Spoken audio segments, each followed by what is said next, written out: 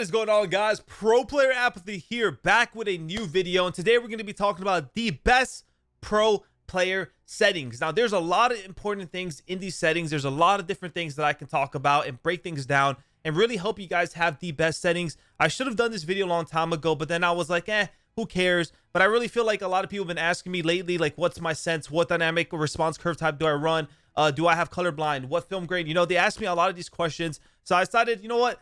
Screw it. Let's just make a video with all the settings, breaking things down, and showing you guys what are the best things. So let's get right into it. So for my button layout preset, I do run tactical flipped, and I've been running tactical since Call of Duty 4, man. I've been running it since day one when I hopped in Call of Duty, and I love it. I love that I can crouch with my thumbstick and prone with my thumbstick. It feels comfortable. It feels natural to me. I prefer it than having to press circle or X. It just feels easier, and drop shotting has been a big thing in Call of Duty, and it was a big thing at the start when I played COD 4 and MW2. So you wanted to be able to access the drop shot easily. Nowadays, you can use a scuff controller, so basically you can easily, you know, switch your sticks and your settings around. Like, you can run default in a scuff controller and use your paddle to prone. That's what a lot of people do. I personally it's what I stick to. I use my paddle to beat down instead.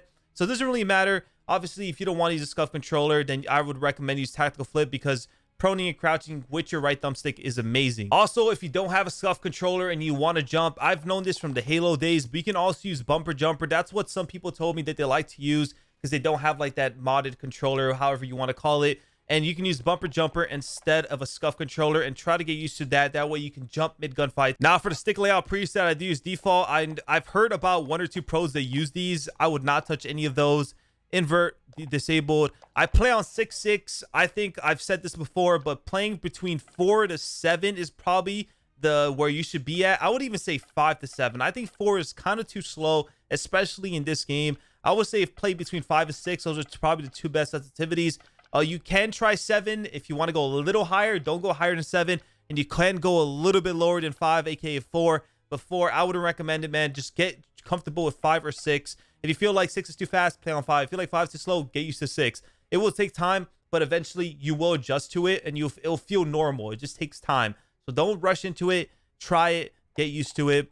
I do play on 1.0 ADS. People have, like in Black Ops 4 when it was introduced, I used to play on 8.8 and then 0.75. In this game, it just doesn't feel necessary to have that fast of a movement around, like moving around. You want to be able to center really well, and there's no need to like spin in a circle and snap on someone behind you. Black Ops 4 was a lot more cracked gameplay and a lot more fast paced. In this game, it can be kind of fast, but there's no need for you to ever be in a situation where you need to like 180. And even if you do, the TTK is fast, you should be dead regardless. So don't even worry about that. So I think 1.0 is good. You should probably stay there. So 6.6 1.0 is good. I also play on 1.11. For the aim response curve type, I do use dynamic. I've tried both of these. Dynamic is the best. There's obviously videos on this and like talking about dynamic. People said, oh, linear is really good, but on PC, not on console. Dynamic is better on console. The best way to describe it from what people have told me in like a quick explanation, basically when you move the stick, the more you move it, the faster it's going to go. It's going to increase. The speed's going to increase as you're moving it. So basically it's going to go from slow to fast,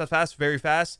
And I think it's very comfortable. And obviously you still get really good aim assist. So you still like go really fast and then you're still on the person. So it's really good with like snapping on people and hitting really good shots. There's, like I said, there's YouTube videos on it. You guys can go check those out. Controller vibration disabled. I haven't used a vibrating controller in years. Basically, when I started competing, it's just, it can be a little annoying sometimes. It can mess with you. You know, you feel your hands vibrating. Like, it feels kind of cool and fun, but it's not in a competitive level. And I would say playing at the highest level is just not, I feel like it's just annoying. Aim assist, I do use standard. I've tried these two. The aim assist pulls are just like really weird. As you can see, precision says strong aim slowdown. Strong aim slowdown. Meaning it's a very strong pull and it slows down hard. And it just like, yes, from long range, you might be able to hit better shots. But it's not a big drastic change. And it's just going to mess up your shot from close range, medium range. It's just going to be awful, man. Use standard, get used to standard, play with standard, be better with standard. It's going to maybe take a little bit of time if maybe you don't have the best shot, but I recommend getting used to standard aim assist. Weapon mount, I do use ADS melee, basically hide, aim in behind a wall or next to a wall and then just melee, and it's gonna mount you, it's gonna lean you. that's just how I've gotten used to it, and I think it's just better like that. That way I don't accidentally like click something and then now I'm mounted or I'm leaning when I didn't want to. Aim down sight behavior, of course, hold. Equipment behavior, hold. Use reload behavior, tap to reload. This is all basic stuff. Slide behavior, hold as well. Vehicle camera recenter. I don't even use vehicles, so I don't care. So on to general, my brightness is on 50. You guys know there's like these really dark corners, and I used to put my brightness a little higher for those dark corners, but if you guys didn't know, they actually fixed a lot of those dark spots. They brightened them up so you can see them easily and they're more visible. So I just went back to 50. I even tried going lower because I felt like some parts of the map were too bright. So I would really recommend just having a default 50. If depending on your monitor settings, I guess you can kind of mess around with it. I just stay on 50. Film grain 0. You don't want to have any film grain.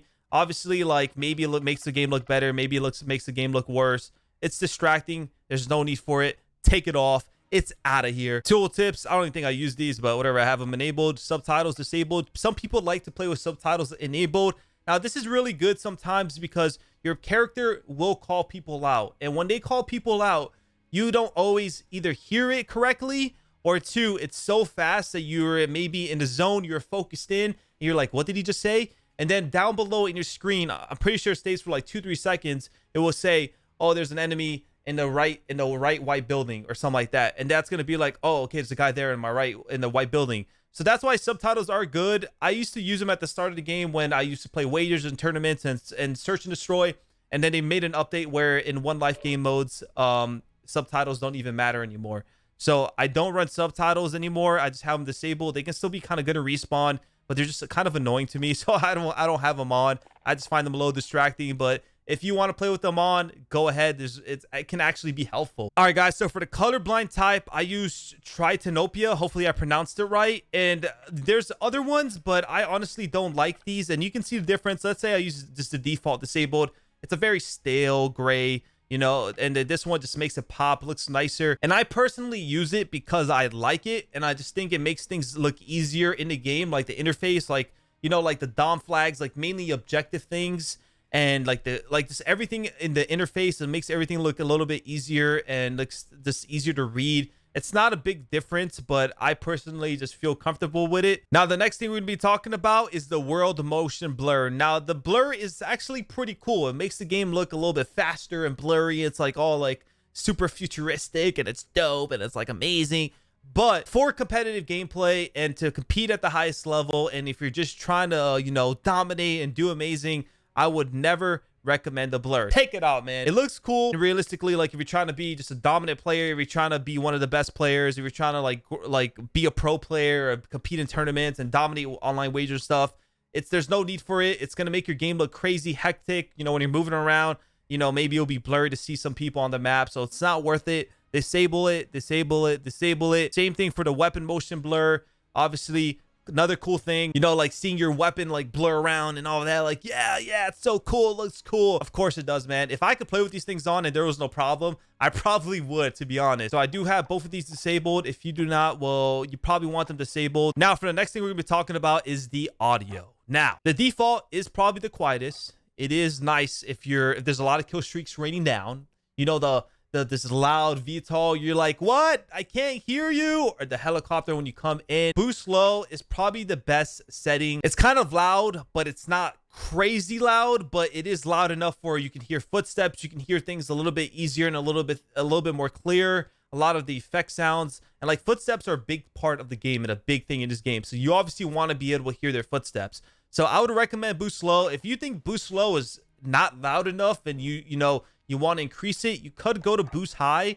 It's a slightly louder. It's not that big of a difference, but it is louder, and I do not want to blow out my eardrum, so I play on boost low. Most pros and most people play on boost low. Obviously, if you're communicating with teammates as well, you don't want to have your game sound completely covering everything. And another thing, I do use an Astro mix amp, so I can easily adjust the volume. Like if I need it louder, I'll increase it. If I need it more to game, I can move it more to game. So the mix amp helps me, so I'm completely fine with boost low. I have my master volume at 50 because game sound and sound in general is extremely loud, so I have it on 50. So dialogue volume, I have it on 0. This is when your character calls out things and talks about things. And once they removed it in Search and Destroy, I decided to turn it off again because it can be a little distracting, you know, saying random things. But in Respawn, it can be kind of useful. If you want to actually hear your character call out, then obviously make sure to have that on. I might just mess with it, maybe see if I like it with it on, but then it could be a lot of noise in my ears. For my effects volume, I have it on 90, just to hear like footsteps. Obviously, I want to be able to hear a lot of things. The effects volume is probably the most important thing. I got my hit marker sound effect on classic, and I just prefer it. I just love how it sounds. Also, guys, quick tip before we end the video. This is on PS4 Pro. Go to your settings and go to sound and screen. Go to video output settings. Make sure your RBG range is on full.